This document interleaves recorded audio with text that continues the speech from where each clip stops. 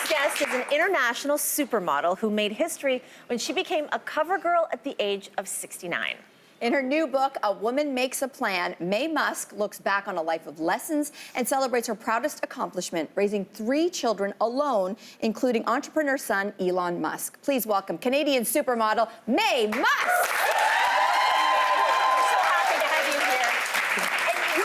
As a dietitian and a model has spanned 50 years, plus 50 years. Yes. And I think a lot of us, when we think about turning 70, we think about maybe slowing down a bit, but it's the exact opposite no, it's the opposite. I'm having the best time ever. How does it feel to be like reaching your peak in your 70s? Oh, I don't think I've reached my peak yet, but I will at some stage. On your way. I'm certainly having a good time. It's so inspiring to hear because so often we hear people complaining about aging, particularly women who are like not looking forward to things. They feel like, you know, they've lost some aspect of themselves. So talk about what advice would you give to women who are afraid of aging? I need to know why they're afraid of aging. Is someone telling them they're getting older? Well then, goodbye. Go away. And aging, you just have to continue to enjoy your life and educate yourself and learn new things and be interesting. And then you know, you don't worry about it, and then you need to have a mirror that with poor lighting and you don't see a wrinkle. Well, as we've seen, you are defying ageism in the beauty industry. Only 4 years ago, when you were 67, you walked your first runway at New York Fashion Week. Yes. And so, obviously, you're challenging these notions about viability, sensuality, sexuality for women of a certain age. Do you think it's changing? Well, I hope so. I mean, let's get all of us to change that way if you're in your 70s, rather. But I mean, at any age, you should just move and remain stylish, confident, and if you're not, then you've got to get help and sort it out.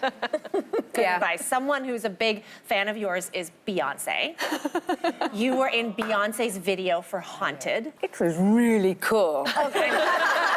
It is really cool, and she is the ultimate celebrity, like the celebrity's celebrity. So how did your family, your grandkids, your kids react to you being in a Beyonce video? You know, my kids just think grandmothers do this. Typical Tuesday. I know. So, but they get very excited when their friends tell them. My grandkids, they say, oh, all my friends get excited because they saw you on a billboard or whatever. Yeah. So that's just normal. Bragging rights. Yeah. One thing that's really interesting that you divulge in the book and share in the book is this idea that at the age of 59, you decided to just let your hair go naturally gray and silver. Yes. And you decided, that's it, I'm done with coloring. And this is something we've debated on this show a lot. You know, like, I just don't think I have it in me. But what at that point made you decide, you know what, I'm just gonna do this? And then what did that do to your life once you embraced going fully gray? Well, I just got tired of colouring the roots every 4 weeks, but I didn't know what colour I was underneath. So when you start greying it out, it looks quite hideous, you know, because you've got 2 colours then. And then you cut it short and very edgy, because that's what the hairstylist did.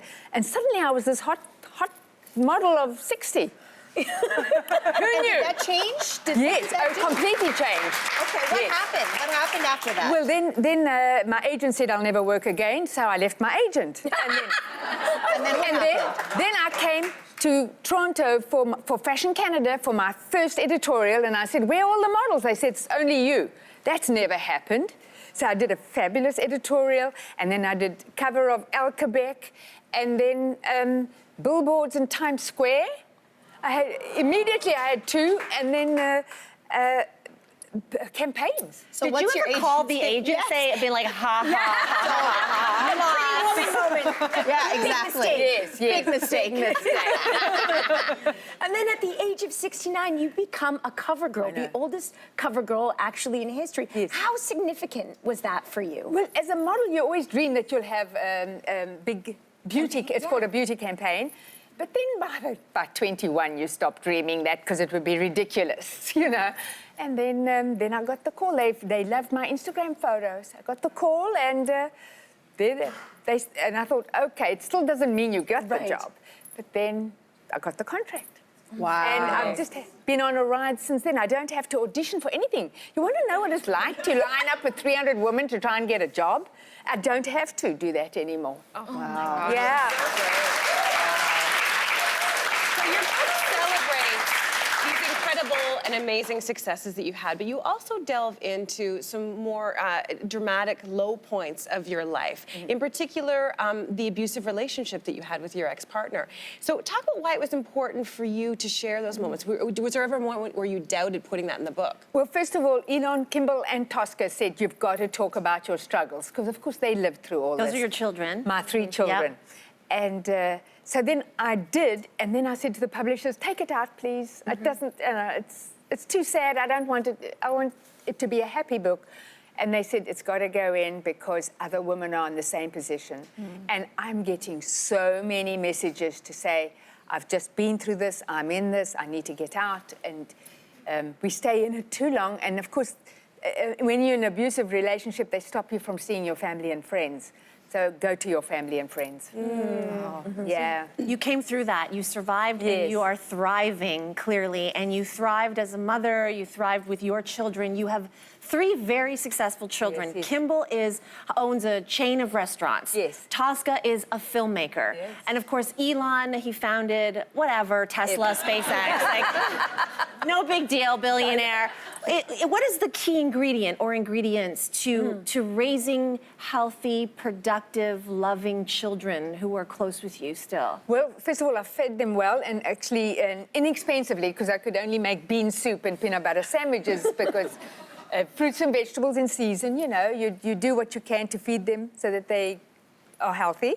And then they had to sort out their own lives because I was working all the time. So they became very independent. I was a research officer at the University of Toronto, hoping they would come there. But then they got scholarships and loans and went their own way. Elon and Kimball for business, and then Elon went on to do physics. Tosca went to UBC to do film.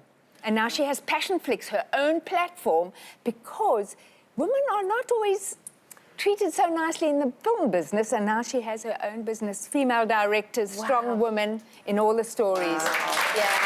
It's amazing, too, that your 3 children have such varied careers. Tosca's an artist, Kimball's a business person, and then you have an entrepreneur in Elon who's an inventor. He's been called a boy genius.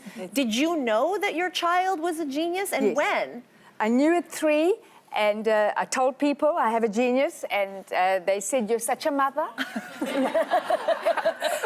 Of course. So, yeah, but I did see it, and I was right. Yes, Wow. Wasn't he reading an encyclopedia? At 8 o'clock, at 8 years old, he was reading the encyclopedias, but he remembered everything. My gosh. And I can read things, but I can forget it. And yeah, he had a good memory. My son is only 6.5, and he's not famous or a genius yet that I know of.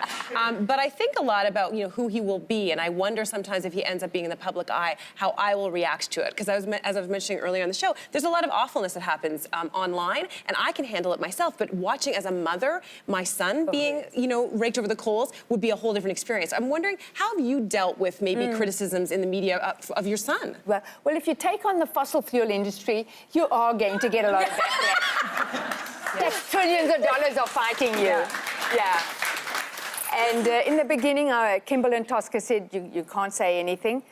But after a while, I said, I'm done with this. And I would call out every reporter and every publication and say, you're dishonest, and this is fake news. Well, not fake news. I use hashtag Pravda, and then and hashtag clean energy will win. Oh, yeah, I love that. And I just said, we're just going to fight until our children can breathe good air. Yes. You write about being single and loving your life, and you also write about giving up on the dating game. How come? Yes, well, you can give up at about 55, which is about when I gave up, because I really didn't want to look after anybody and listen to their complaints. Fair enough. Fair enough. Yeah, and then I would date a younger guy, and then I would say, he's got to be a little more intelligent, like more interesting. And so maybe I just, didn't meet the right person. I certainly didn't. And now I have a dog who just loves me. Oh, my God. So good. Oh, that is a perfect way to end this. This has been a wonderful delight. Thank you so much for joining us. Thank you so much. Today's book is called A Woman Makes a Plan. And good news for you, our studio audience, you're going home with your copy today.